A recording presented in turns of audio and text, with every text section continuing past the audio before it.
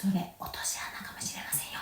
行動が遅い子には分解して指示を出しましょう。これ落とし穴があるんですよ。今から伝えていきますね。行動が遅い子に急いでって言っても、急ぐっていうのがどういう行動なのか概念がないんですね。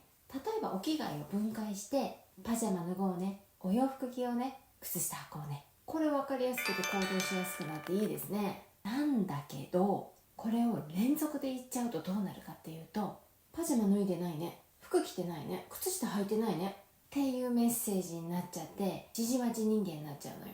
だからできたねって自覚させる褒めも一つずつ挟んでいこう。